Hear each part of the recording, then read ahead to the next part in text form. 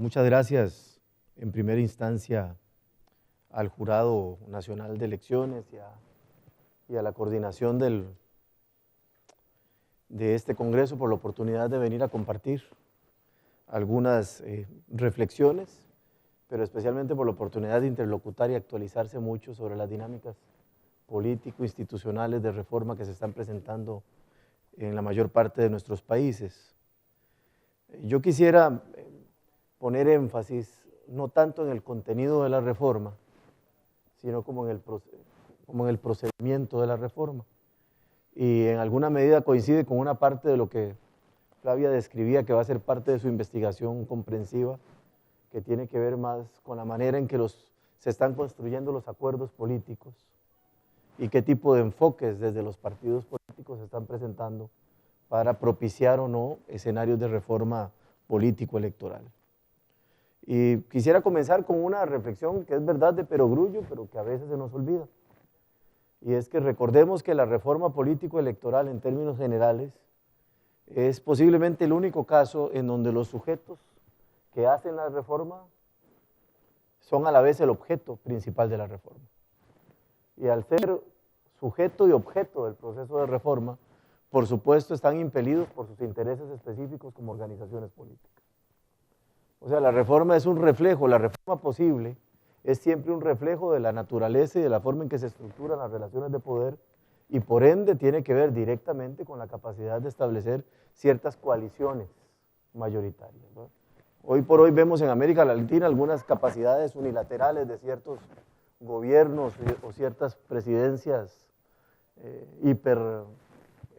¿cómo llamarla?, con una hiperconcentración de capacidades políticas y de funciones institucionales, pero en términos generales vamos a ver que la reforma tiene que ser objeto de una negociación que en principio la puedes hacer sobre principio o sobre interés de consensos o con la calculadora en la mano buscando tener el número de votos, digamos, que requericen los parlamentos. Pero hay que tener eso siempre en mente, porque especialmente cuando analizamos la reforma desde el deber ser, muchas veces desde la sociedad civil o desde los medios, siempre aspiramos a la reforma máxima, ¿verdad? Y cuando la vemos desde la lógica del poder y desde la lógica de los partidos, siempre va a ser la reforma, si no mínima, al menos la reforma posible, que siempre está relativamente lejos de las aspiraciones de los terceros actores involucrados o interesados. Cuando uno aborda el repaso de algunos procesos de reforma político-electoral en la región, uno se da cuenta de que hay, digamos, ciertas características o ciertas formas mediante las cuales las podríamos clasificar. Han habido experiencias de reforma que pueden ser clasificadas desde la perspectiva de sus alcances o sus aspiraciones de transformación. Han habido intentos de reformas integrales o de pretensión o con una cierta pretensión de integralidad, como cuando se emiten cuerpos normativos completamente nuevos, el caso de la ley de partidos políticos acá, por ejemplo, o el caso de la reforma electoral boliviana posterior a que asumiera el presidente Morales, etcétera. Vamos a tener una cierta pretensión, digamos, de integralidad que busca transformaciones más o menos drásticas del régimen político electoral, ya sea por la vía de reformas constitucionales o de cuerpos normativos legales y ordinarios. Sin embargo, vamos a encontrar que la mayor parte de las experiencias se refieren a reformas parciales o focalizadas, casi siempre sobre aspectos críticos que hicieron crisis en algún proceso electoral o que tienen que ver con enmendar ciertos déficits que han sido identificados como resultado de las dinámicas político-electorales. También podemos ver, podemos abordar las experiencias de reforma desde su lógica temporal. Tenemos en muchos casos, experiencias de reformas específicas y puntuales que no responden a procesos, sino a coyunturas específicas, o sea, son reformas más bien de carácter ocasional y que no responden a enfoques articulados. Tenemos experiencias de reformas de carácter progresivo, que es la experiencia mexicana esencialmente, 14 reformas constitucionales en alrededor de 30 años, si no me equivoco, aproximadamente, y se habla de progresiva porque ha tenido una cierta coherencia, más allá de las advertencias que nos hacía el presidente del INE en la primera exposición de la mañana, de una cierta ruptura, digamos, en el enfoque que se ha dado en la última reforma, al ir en la lógica de crear una institución nacional en contextos federales, como es el caso mexicano. Y también tenemos una experiencia sui generis, que es la de una reforma electoral que yo llamaría sistemática o institucionalizada, que es el caso de Panamá, en donde el Código Electoral establece el mandato, ¿verdad?, de que posterior a cada evento electoral se va a instalar una Comisión Nacional de Reforma Electoral y esa comisión va a tener que elaborar un proyecto de reforma electoral que había sido aprobado de manera sistemática hasta la última elección, la previa al actual presidente, la que eligió al señor Martinelli, en donde el Congreso o la Asamblea Nacional, como se llama en el caso panameño, finalmente no aprobó esa reforma. Pero digamos es un modelo institucionalizado bastante sui generis, bastante, digamos, particular o específico de la experiencia panameña.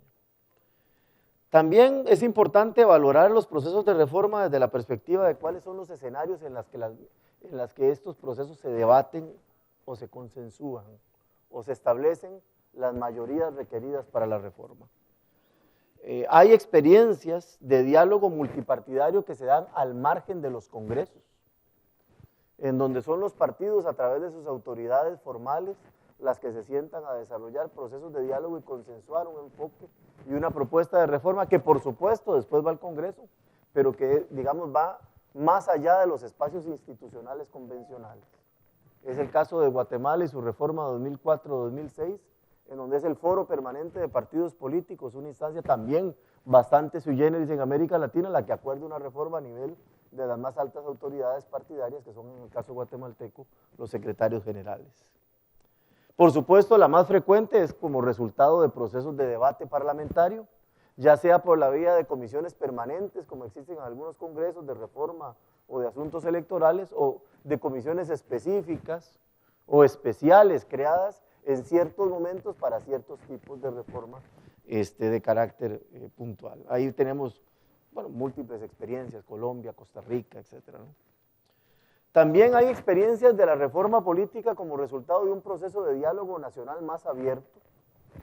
Es particularmente interesante en este caso la experiencia hondureña de lo que se llamó la experiencia post-Mitch, después del huracán Mitch, que generó un alto grado de destrucción en la infraestructura, digamos, hondureña. En ese contexto, las distintas fuerzas políticas y sociales hondureñas vieron la destrucción del país como una oportunidad también de una suerte de reconstitución política del país y avanzaron en la creación de una figura bastante única que se llamó el Foro de Fortalecimiento de la Democracia, y ese Foro de Fortalecimiento de la Democracia, además de sentar a los partidos, sentó a los actores sociales más relevantes, incluidas las iglesias, fue coordinado por la Iglesia Católica, el cardenal específicamente de la Iglesia Católica, Monseñor Rodríguez, y también de una manera particular a la experiencia hondureña incluyó a la comunidad internacional en un intento de alinear las líneas de cooperación internacional con las prioridades nacionales definidas ahí.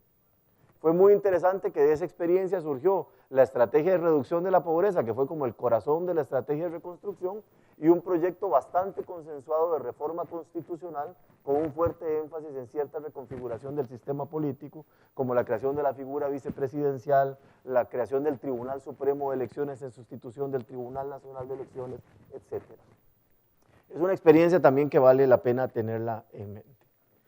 Y bueno, tenemos también una experiencia más reciente, que es la reforma político-electoral como resultado de resoluciones de carácter judicial, casi siempre de los órganos constitucionales.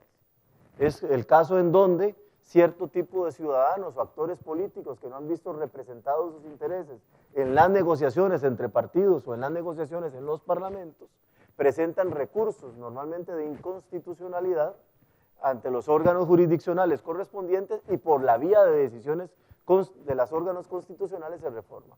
Hay experiencias puntuales, por ejemplo, el restablecimiento de la reelección presidencial en Costa Rica, es una decisión de la Sala Constitucional de la Corte Suprema de Justicia, pero debo decir que el caso más notable, y aquí está Luis Mario, es el caso de El Salvador, en donde, si no me equivoco, han habido 13 o 14 resoluciones constitucionales en los últimos 3 años, 2 años, ¿sí?, que han transformado de manera inducida desde el sistema judicial, para decirlo de alguna manera, el sistema electoral y de partidos políticos, porque actúa sobre las dos dimensiones.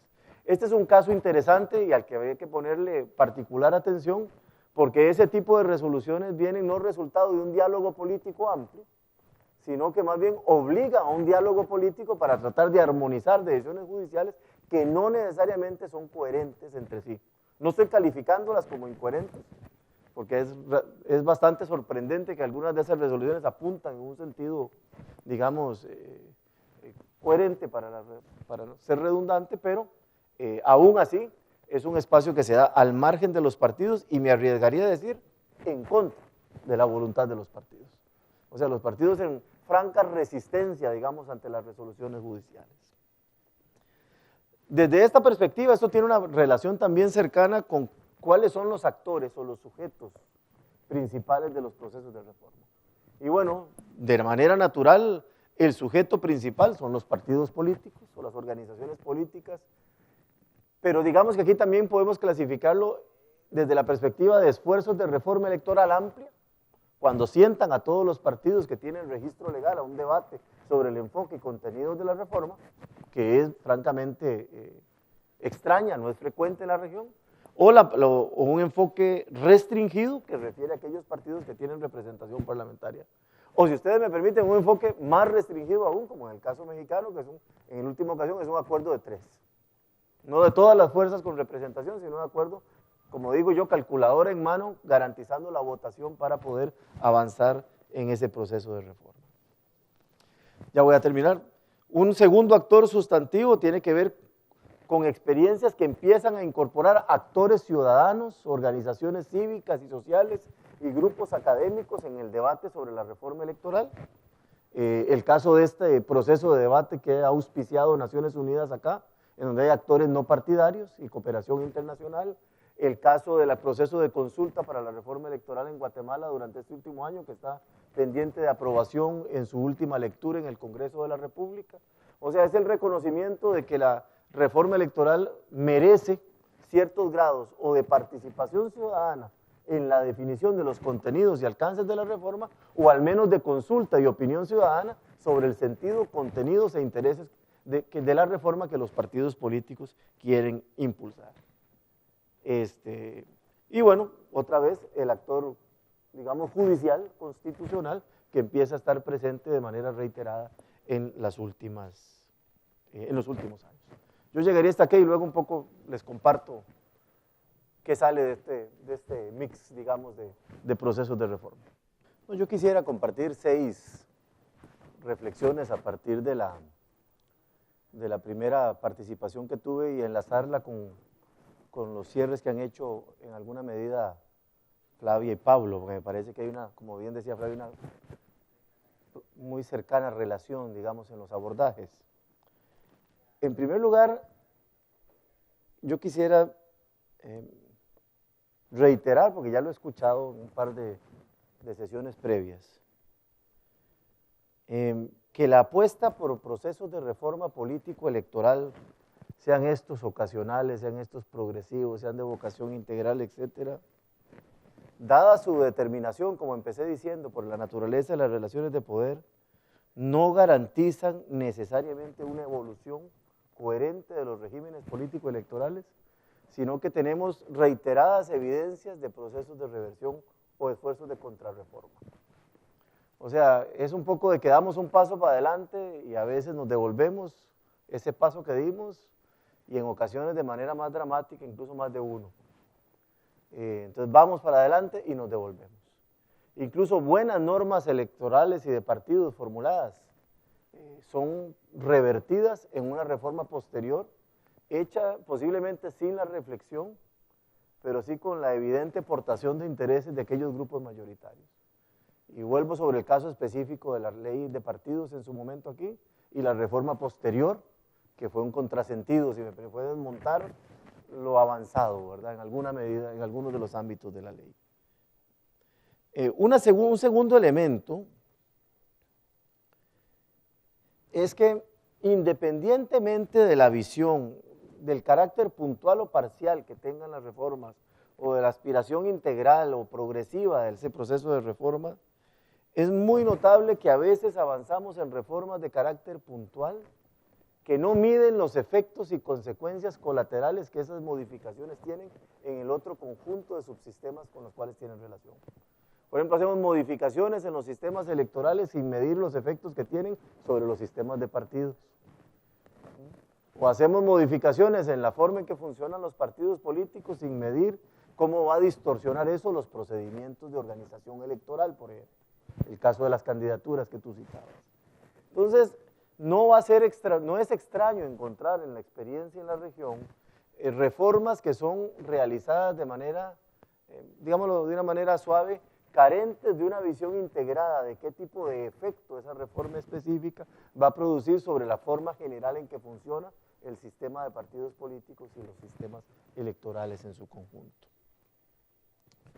Un tercer elemento que sale de esta reflexión me parece que hay a pesar de que todos aceptamos de que no hay un modelo electoral ideal, o de que no hay una reforma perfecta, o una reforma que pueda ser de aplicación universal, sino lo que hay son ciertos modelos que funcionan bien en ciertos contextos. Modelos de acceso a medios de comunicación, modelos de financiamiento público, modelos de regulación en materia de control y fiscalización de partidos, o modelos de equidad, lo que ustedes quieran, modelos de elecciones internas. Sí se ha puesto de moda una suerte de, en esta cultura de los ejercicios de legislación comparada, una cierta tentación a querer copiar modelos de un país y ponerlos en otro, sin revisar otra vez qué tipo de efectos colaterales ese modelo que funciona bien en X país puede producir en el régimen institucional específico del nuestro.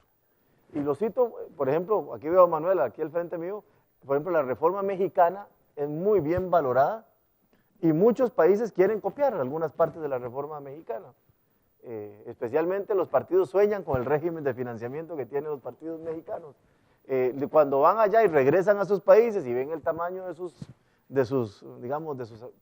presupuestos, se desencantan porque saben que no van a poder llegar. Pero bueno, más allá de eso, es un caso que es interesante.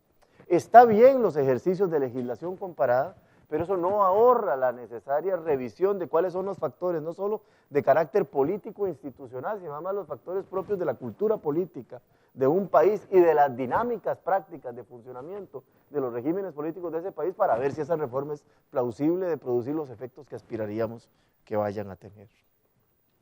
El cuarto elemento es que en general, y tiene algo que ver con lo que planteaba Flavia, los procesos de reforma político-electoral que se enfoquen al fortalecimiento de partidos, de los partidos o de los regímenes de partidos de conjunto, van a tender a ser impopulares, o como escuchaba decir un día de estos un buen amigo, Juan Fernando Londoño, implican consensos, decía él, contramayoritarios, es decir, contra la voluntad de la gente.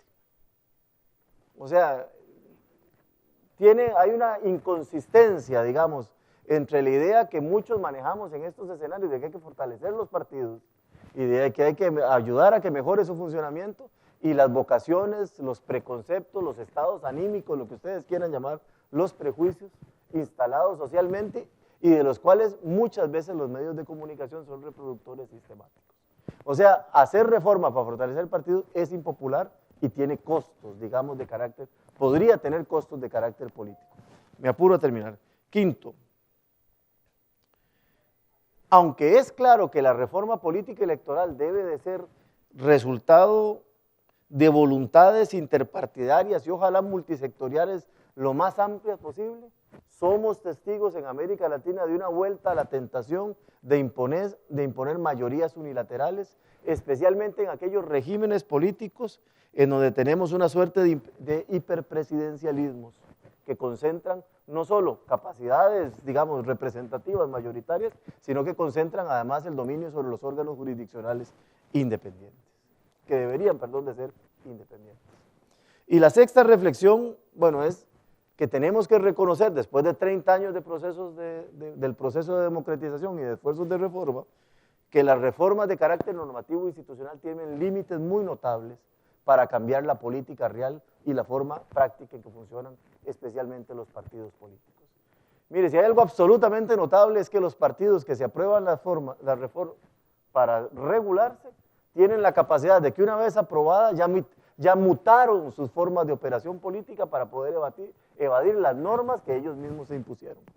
Y ahí aplica un poco aquel elemento digamos, que le atribuyen, digamos, al derecho electoral, de decir que la reforma en materia de financiamiento especialmente es la llamada reforma interminable. Es un perro persiguiéndose la cola, ¿verdad?, sin que llegue nunca a conseguir alcanzarla. O sea, hay límites muy notables a la capacidad de las normas y las instituciones para cambiar la política, los partidos y las dinámicas prácticas de poder en la región. No, mire, yo tal vez cerrar con dos cuidados, dos notas, digamos, al pie que tienen que ver con el procedimiento de reforma. Mire, una de las cosas más recurrentes es que como la reforma política se termina expresando en normas, leyes, a veces la abordamos con una lógica rígidamente jurídica y entramos a discutir artículo, o sea, cuando vamos a debatir es que agarramos el código y empezamos artículo 1, artículo 2 y ahí vamos revisando. Normalmente eso desemboca en reformas bastante inconexas y con poca visión de conjunto. Hay que recordar que es reforma política, por Dios, se requiere visión política, si no, no nos metamos a hacerla. Necesitamos buenos asesores jurídicos, pero por ejemplo los congresistas o los decisores políticos requieren tener visión. ¿Cuáles son los problemas? ¿Cuáles son los desafíos? ¿Qué es lo que queremos resolver? ¿Cómo lo vamos a resolver? ¿Cuál es la respuesta política? ¿Hacia dónde queremos llevar el régimen político electoral? Y a partir de eso luego buscamos la mejor expresión jurídica para que eso se refleje y la mejor expresión institucional. Pero tenemos que evitar caer en una lógica muy rígida, ¿verdad?, desde la norma específica y tratar de aportar primero una visión de conjunto y luego ver cuál es la expresión jurídica que mejor refleja ese consenso o esa opinión mayoritaria de carácter político. Ese me parece que es un primer dato. Y el segundo cuidado que hay que tener, especialmente desde los decisores que hacen la reforma, es que como ahora está de moda, y lo veíamos hoy en el primer panel, de que la política es poco popular y que la gente está saturada de la política y que la gente no quiere a los partidos. Ciertos partidos políticos han entrado y especialmente ciertos líderes han entrado en una suerte de esquizofrenia propia, ¿verdad?, por propia adopción, que es empezar a manejar un discurso antipolítico desde la política. Pero ese discurso antipolítico lo lleva también a adoptar tesis que son populares. El de las candidaturas independientes, bueno, la gente la quiere, hagámoslo. La gente quiere tal cosa, hagámoslo. La gente quiere, y hemos ido comprando desde la política discursos que son, digamos, o de la antipolítica o que afectan, digamos, la dinámica propia de los actores por excelencia del ejercicio de la política que son los partidos. Yo creo que tenemos que sacar del debate de la reforma política electoral la ansiedad por recuperar la confianza, el amor o el cariño de la gente. Yo soy un poco escéptico en eso, quiero ser franco. La política es impopular y esa realidad llegó para quedarse. La gente va a seguir pensando mal de los políticos, va a seguir pensando mal de las políticas, y lo hago diferente porque piensa más mal de los políticos que de las políticas. Es una cosa muy notable, ¿verdad? Me parece que vale la pena decirlo. Va a seguir creyendo poco en los partidos, va a seguir cuestionando a los partidos. Pero eso no significa que tengamos que comprar ese discurso y tratar de reformar en función de complacer expectativas ciudadanas que no necesariamente son resultado de una visión estructurada de los desafíos de nuestros regímenes democráticos y hacia dónde queremos llevarlos. Yo creo que en este campo también, como en muchos otros, tenemos que recuperar la función educativa de la política. La gente tiene que oír lo que tiene que oír, nuestra propuesta, nuestra visión. No tenemos que decirle lo que quiere oír o lo que las encuestas dicen que tenemos que decir. Muchas gracias.